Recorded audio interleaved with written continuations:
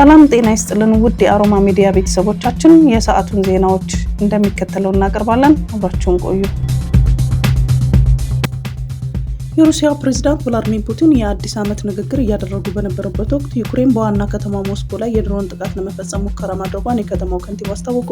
የሞስኮ ከንቲባ ሰርጌይ ሶባኒን እንደገለጹት የአዲስ ዓመት ዋዜማ ምሽት ላይ ወደ ከተማዋ ሲያመሩ የነበሩ ቢያንስ 9 ሰው አልባ አውሮፕላኖች በሩሲያ የአየር መከላከያ ኃይል ተመተው ወድቀዋል። የከንቲባው መግለጫ የጥቃቱን ጊዜ ሲያብራራ የመጀመሪያው ድሮን የተመታው ፕሬዝዳንት ፑቲን ንግግራቸውን በጀመሩበት ቅጽበት ማለትም ከምሽቱ 5:55 ላይ ነበር። ሌላ ድሮን ከእኩለ ሌሊት በኋላ ወዲያውኑ ተጨማሪ 7 ድሮኖች ደግሞ ሐሙስ ዕለት ከሌሊቱ 8 ሰዓት እስከ 10 ሰዓት ባለው ጊዜ ውስጥ ተመተው መውደቃቸውን አመላክተዋል። በዚህ የድሮን ጥቃት ሙከራ በሰውም ሆነ በንብረት ላይ የደረሰ ጉዳት ሪፖርት አልተደረገም። ይሁን እንጂ ለጥንቃቄ ሲባል በዶሞዴዶቭ አውሮፕላን ማረፊያ የሚያደርጉትን በረራዎች ለተወሰነ ጊዜ ተቋርጠው ነበር። ይህ ጥቃት የተሰነዘረበት ከአንድ ቀን በፊት በሞስኮ ላይ በተደረገ ተመሳሳይ የድሮን ወረራ ሙከራ የሩሲያ አየር ኃይል 21 ድሮኖች መምታቱን ባሳወቀበት ማግስት ነው። በዚያ ጥቃት የአንድ የ57 ዓመት ግለሰብ በጀርባውና በእጁ ላይ የመቁሰል አደጋ ደርሶበት እንደነበር የሞስኮ ግዛት አስተዳዳሪ ገልጸዋል። በተጨማሪም ከቀናት በፊት በፕሬዝዳንት ፑቲን የመኖሪያ ግቢ ላይ የድሮን ጥቃት ሙከራ ተደርጎ እንደነበርና የሩሲያ የውጭ ጉዳይ ሚኒስትር ሰርጌይ ላቭሮቭ ድርጊቱ የመንግስት ሽብርተኝነት ሲሉ ማውገዛቸው ይታወሳል። ሞስኮ ለዚህ ጥቃት ዲፕሎማሲያዊ ያልሆነ ምላሽ እንደምትሰጥም አስጠንቅቃለች።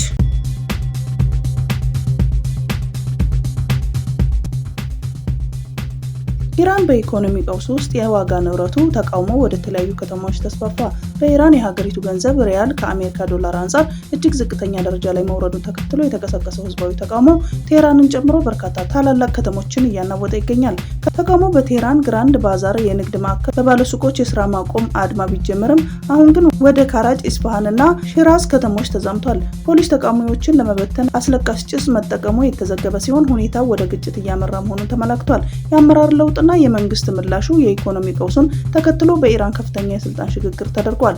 አዲሱ ሹመት የማዕከላዊ ባንክ ገዢ መሐመድ ሬዛ ፋሪዝን ከኃላፊነታቸው ሲለቁ በምትካቸው የቀድሞ የኢኮኖሚና ፋይናንስ ሚኒስትር አብዱል ናስር ሐሜቲ ተሹመዋል። ፕሬዝዳንት ማሱድ ፔዜሽኪያን የህዝቡን ድምጽ በትዕግስት እናዳምጣለን ያሉ ሲሆን የሀገር ውስጥ ጉዳይ ሚኒስትር ከተቃዋሚዎች ጋር እንዲወያዩም አዘዋል። ኢራን ሪያል ዋጋ ማሽቆልቆል ለሸቀጦች ዋጋ ሰማይ መንካት ዋነኛ ምክንያት ሆኗል። ይህ የገንዘብ መላሸቅ በዜጎች የመግዛት አቅም ላይ ከፍተኛ ተጽዕኖ ማሳረፉን ተቃውሞ ይበልጥ እንዲቀጣጠልም አድርጎታል።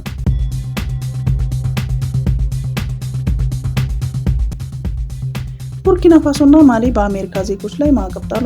የምዕራብ አፍሪካ ሀገራት የሆኑት ቡርኪና ፋሶና ማሊ ፕሬዝዳንት ትራምፕ በዜጎቻቸው ላይ ለጣሉት የጉዞ ማዕቀብ ተመጣጣኝ መልስ መስጠታቸውን አስታወቁ። ሁለቱ ሀገራት በየግላቸው ባወጡት መግለጫ የሀገራቸውን ዜጎች ወደ አሜሪካ ለመጓዝ በሚፈልጉበት ወቅት የሚገጥማቸውን ሁሉ ወደ ሁለት ሀገራት መጓዝ ለሚፈልጉ አሜሪካውያንም እንደሚፈጸም ገልጸዋል። የማሊ የውጭ ጉዳይ ሚኒስትር ዛሬ ባወጣው መግለጫ የማሊ ዜጎች ወደ አሜሪካ ለመግባት የሚያስፈልጋቸው መስፈርት ሁሉ ወደ ማሊ ለመግባት በሚፈልጉ አሜሪካውያን ላይ ሁሉ ተፈጻሚ ይሆናል ብለዋል። ይህ መመሪያም ከዛሬ ጀምሮ ተግባራዊ እንደሚሆን አስረድተዋል። በሌላ በኩል የቡርኪና ፋሶ የውጭ ጉዳይ ሚኒስትር በበኩሉ በአሜሪካ ዜጎች ላይ አሜሪካ ለቡርኪና ፋሶ ካወጣችው ጋራ ተመጣጣኝ የሆነ መስፈርት ተግባራዊ ማድረግ ጀምረናል ብለዋል።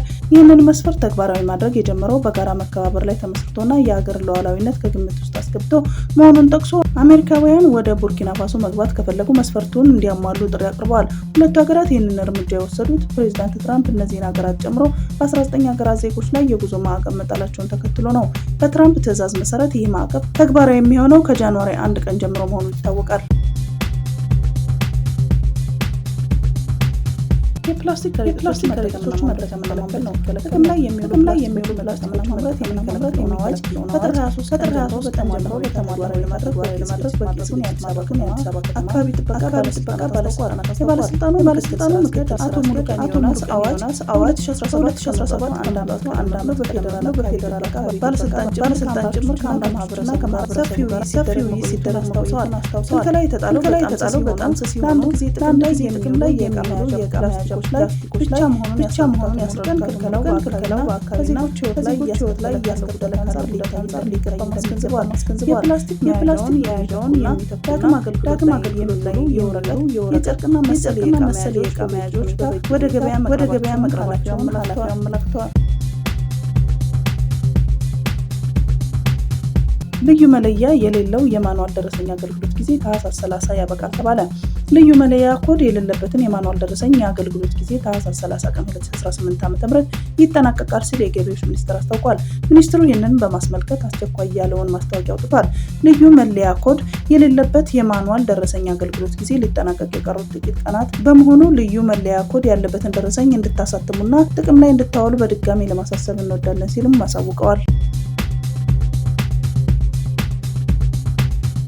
ድምፃዊ አንዱዓለም ጎሳ በገዳ አባቶች ውሳኔ ከማህበራዊ እገዳ ነጻ ተብሎ ወደ መደበኛ የሙዚቃ ስራው እንዲመለስ የተወሰነ ቢሆንም የሟች ሞዴል ቀነኒ አዱኛ ቤተሰቦች ውሳኔ እንደማይቀበሉት አስታወቁ። የሟች አባት አቶ አዱኛ ዋቆ በሰጡት ምላሽ የገዳን ስርዓት የሚያከብሩ መሆኑን ገልጸው ነገር ግን በሽምግልና ሂደቱ ላይ የተደረሰው ስምምነት ውድቅ አድርገውታል።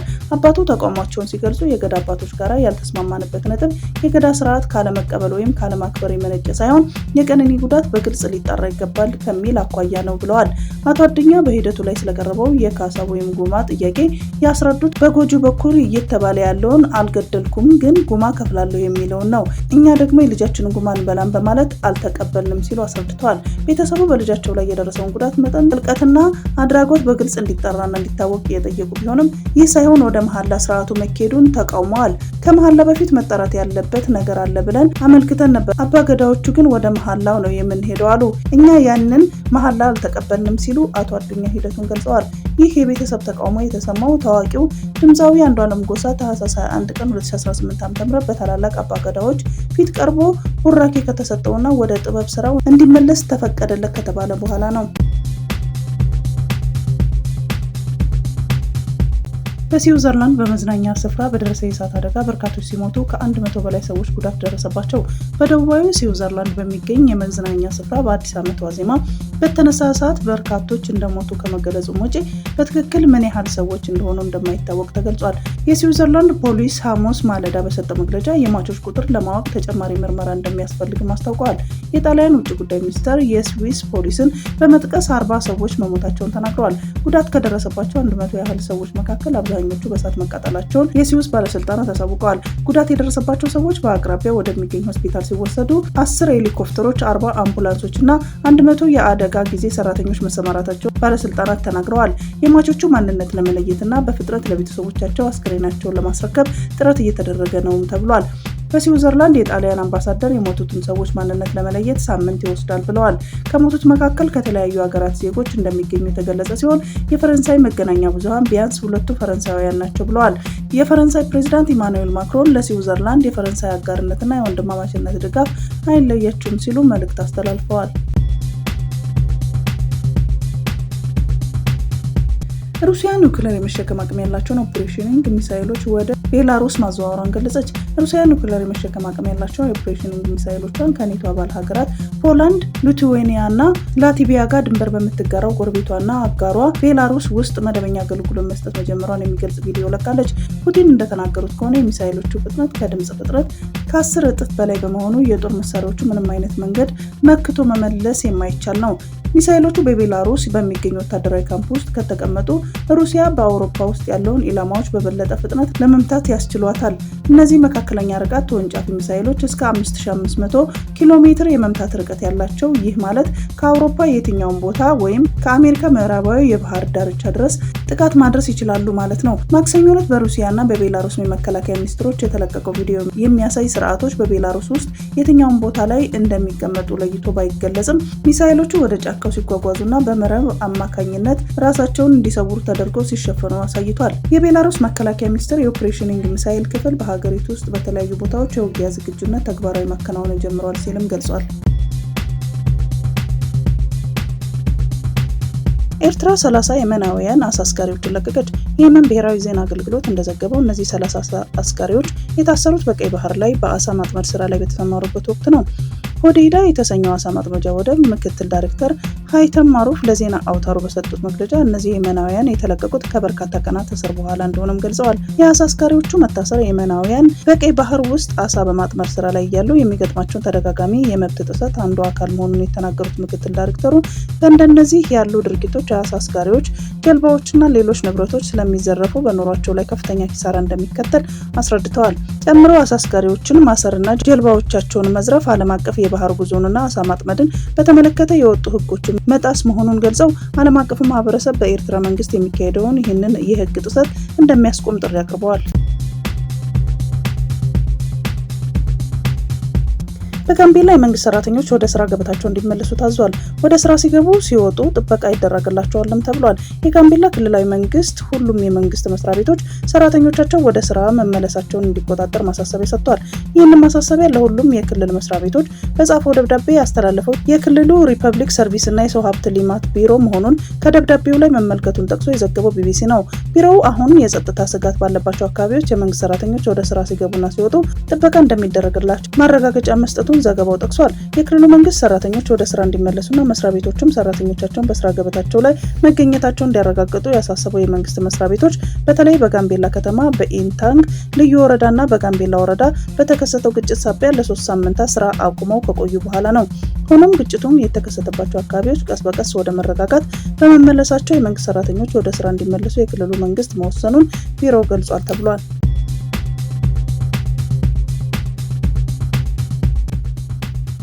ሱፐር ደብል ቲ በተባለው የግል ድርጅት ባለሀብት ትዕዛዝ ታስረው የሚገኙ ከ60 በላይ ዜጎች የአድኑን ተማጽኖ ደብዳቤ ለጠቅላይ ሚኒስትር አብይ አህመድ ጻፉ። ባለሀብቱ ከባለፈው ሳምንት ጀምሮ በርካታ በእስር ላይ የሚገኙ የቀድሞ ሰራተኞች ላይ እስከ 5 ዓመት እንዲፈረድ ያስደረጉ መሆኑን ታውቋል። አዳዲስ የድርጅቱ ታሳሪ ሰራተኞች ወደ ፉሪ ሸገር ማረሚያ ቤትና ደለቲ እስር ቤቶች በብዛት መግባት መቀጠላቸውን የመንግስት ምንጮች ተናግረዋል። ባለሀብቱ ጊዜው የኛ ነው፣ መንግስት የሰጠኝ 14 ክላሽ አለ በማለት እንደሚያስፈራሩ ታሳሪዎች ለጠቅላይ ሚኒስትሩ በጻፉት ደብዳቤ ላይ ጠቁመዋል። አብዛኞቹ እስረኞች የሂሳብ ሰራተኞች መሆናቸው ታውቆ ይህን ድርጅቱ ይፈጽመዋል የተባለውን የግብርና ታክስ ማጭበርበር መረጃ እንዳይወጣ እንደሆነም ተጠቁሟል። ሁለቱ መንግስታዊ ተቋማት ድርጅቱ ላይ ምርመራ ቢጀምሩም በባለ ሀብቱ ጣልቃ ገብነትና እጅ ረዥምነት የታሳሪዎች ጉዳይ የትም ሊሄድ እንዳልቻለ ታውቋል። በሩሲያ ቁጥጥር ስር በሚገኘው የከርሰን ግዛት አስተዳዳሪ ቭላድሚር ሳልዶቭ እንደገለጹት በአዲስ ዓመት ዋዜማ በተፈጸመ የዩክሬን የድሮን ጥቃት ቢያንስ በ24 ሰዎች ሲገደሉ ከ50 በላይ መቁሰላቸውን አስታውቀዋል። ጥቃቱ የተፈጸመው በጥቁር ባህር ዳርቻ በምትባለው ኮርሊቭ የተባለች መንደር ውስጥ በሚገኝ አንድ ካፌና አንድ ሆቴል ላይ ነው። እንደ ሪፖርቱ ከሆነ እኩለ ሌሊት ሊሆን ሲል የቅኝት ድሮን አካባቢውን ከቀኘች በኋላ 3 ሰው አልባ አውሮፕላኖችን በተጨናነቀው የመዝናኛ ስፍራ ላይ ጥቃት እየሰነዘሩ ሲሆን አንደኛው ድሮን እሳት የሚያቀጣጥል ቅልቅል ይዞ ስለነበር በስፍራው ከባድ እሳት ተነስቶ ነበር። አስተዳዳሪው ሳልዶ እንደተናገሩት ከሟቾች መካከል አንድ ህፃን ይገኝበታል። አክለውም ይህን ጥቃት እንደ አውሮፓውያን አቆጣጠር በ2014 ኦዴሳ ከተፈጸመው ጭፍጨፋ ጋር ያመሳሰሉት ሲሆን ይህንን የዘለንስኪ እሻለሁ የሚል ሰላምን ምን እንደሚመስል ማሳያ ነው ሲሉም ወቅሰዋል። ክሬምሊን ይህንን ጥቃት በሩሲያ መሪ ላይ ብቻ ሳይሆን የአሜሪካ ፕሬዝዳንት ዶናልድ ትራምፕ የዩክሬንን ግጭት በሰላም ለመፍታት የሚያደርጉትን ጥረት ለማደናቀፍ የታለመ ነው ሲል ገልጾታል።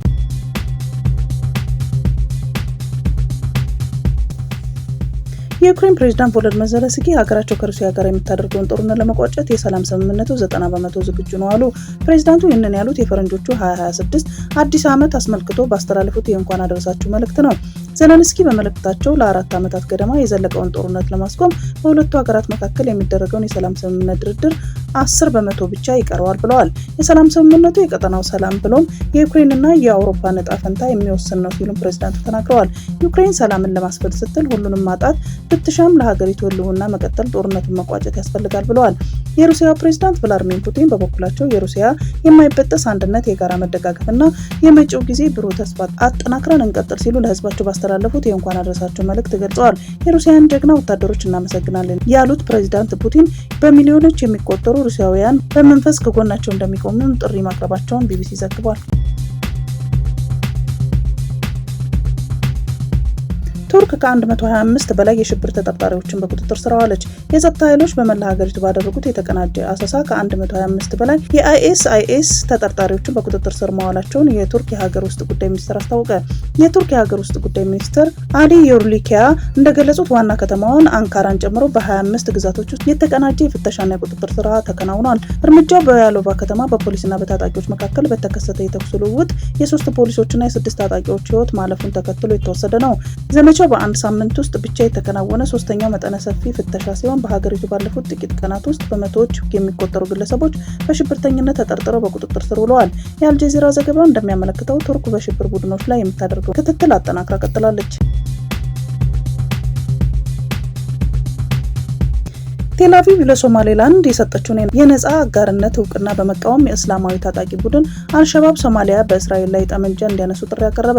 የቡድኑ ቃል አቀባይ ባስተላለፈው በቪዲዮ በተቀረጸ መልእክት ሶማሊያ በሀገራቸው ከእስራኤል ለመከላከል ታጥቀው እንዲነሱ ጥሪ አስተላልፏል። የአልሸባብ ቃል አቀባይ ሼክ አሊ ሙሐመድ ራጌ ወይም አሊ ዳሂር ባቀረበው ጥሪ የሶማሌላንድ መሪዎች ከሃዲ በማለት በሶማሊያ ህዝብ ላይ ቅኝ ግዛትን ጋብዘዋል ሲል ከሷል። ማንኛውም የሰለጠነና መሳሪያ ያለው በተለይም ወጣቶች ካሉበት ቦታ ሆኖ በእስራኤል ላይ ጦርነት መጀመር አለባቸው በማለት አይሁዳውያንን ኢላማ እንዲያደርጉም ጥሪ አቅርበዋል። መሳሪያም ሆነ ስልጠና ለሌላቸው ደግሞ ቡድን የሚያስፈልጋቸውን ለማቅረብ ዝግጁ መሆኑን በመጥቀስ እንዲቀላቀሉት ጥሪውን አስተላልፏል። በበርካታ ሀገራት በሽብርተኝነት ከተፈረጀው ከዓለም አቀፉ ቡድን አልቃይዳ ጋራ ትስስር እንዳለው የሚነገርለት አልሸባብ በተለያዩ የሶማሊያና የምስራቅ አፍሪካ ሀገራት ውስጥ የሽብር ጥቃትን በመፈጸም ይታወቃል። የሶማሊያ መንግስትን ለመጣል የሚዋጋውን ቡድን ከአገሩ መንግስት ባሻገር አሜሪካን ጨምሮ በአጎራባች ሀገራት የሽብር ቡድን ተብሎ እየታደነ ያለ ነው። እስራኤል የሰጠችውን እውቅና የተቃወመም አልሸባብ ቃል አቀባይ የሶማሌላንድ ህዝብ እስራኤል የሰጠችውን እውቅና እንደሚቃወምም ጥሪ አቅርቧል። ነገር ግን ከ30 ዓመታት በፊት ከሶማሊያ መንግስት ራሷን ነጥላ ነጻ አገርነቷን ላሳወችው ሶማሌላንድ እስራኤል ባሳለፈው ሳምንት የሉዓላዊ ሀገር እውቅና መስጠቷን ተከትሎ በሀርጌሳ በርካታ ህዝብ አደባባይ በመውጣት ደስታውን ሲገልጽ ነበር። በሌላ በኩል ደግሞ የሶማሊያ ማዕከላዊ መንግስት እውቅናን አጥብቆ በመቃወም ጉዳዩን ወደ ተባበሩ መንግስታት የጸጥታ ምክር ቤት መወሰዱ ይታወቃል። እንዲሁም ሶማሊያ በተለያዩ የሀገሪቱ ክፍሎች ውስጥ ባካሄዷቸው ሰልፎች የሶማሌላንድ የአገርነት እውቅና ተቃውመውታል።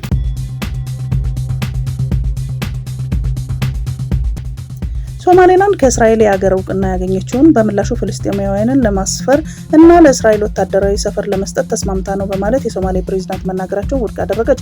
የሶማሌላንድ የውጭ ጉዳይ ሚኒስትር ሐሙስ ዕለት ባወጣው መግለጫ ከእስራኤል ጋር የሚኖረውን ግንኙነት ዓለም አቀፍ ሕግንና የሁለቱ ሀገራት ሉዓላዊነት ያከበረ ፍጹም ዲፕሎማሲያዊ ነው በማለት የፕሬዝዳንት ሐሰን ሼክ መሐመድ ክስ አጣጥሎታል። የሶማሊያ ፕሬዝዳንት ሶማሌላንድ የእስራኤልን እውቅና ለማግኘት ፍልስጤማውያንን ለማስፈር በኤደን ባህረ ሰላጤ ዳርቻ እስራኤል ወታደራዊ ሰፈር እንድታቋቁምና በአብርሃም ስምምነት ውስጥ ለመሳተፍ ስለተስማማች መሆኑን የደህንነት መረጃ እንዳላቸው ለአልጀዚራ ተናግረው ነበር።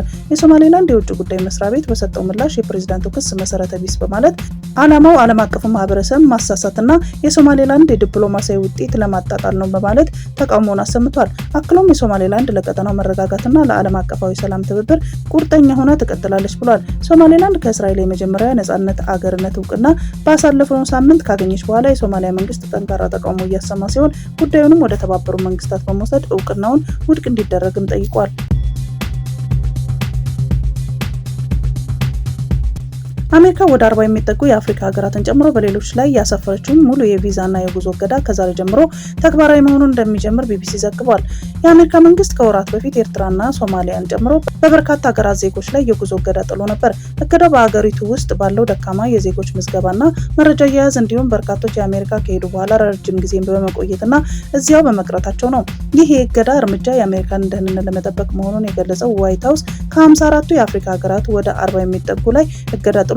የአሜሪካ ባለስልጣናት እንደሚሉ ይህ በመላው ዓለም በሚገኙ ሀገራት ላይ የተጣለው የቪዛና የጉዞ እገዳ ሀገሪቱ አሳማኝ መሻሻል እስከሚያሳዩ ድረስ በስራ ላይ ይቆያል። አንዳንድ የአፍሪካ ሀገራት የአሜሪካ ውሳኔን በመቃወም ወደ ሀገራቸው በሚመጡ የአሜሪካ ዜጎች ላይ ተመሳሳይ እገዳን መጣላቸውን አሳውቀዋል። የምዕራብ አፍሪካ ሀገራት የሆኑት ማሊና ቡርኪና ፋሶ አሜሪካውያን ወደ ሀገራቸው እንዳይገቡ የጉዞ እገዳ በመጣል አጸፋዊ ምላሽ መስጠታቸውን ቢቢሲ አስነብቧል።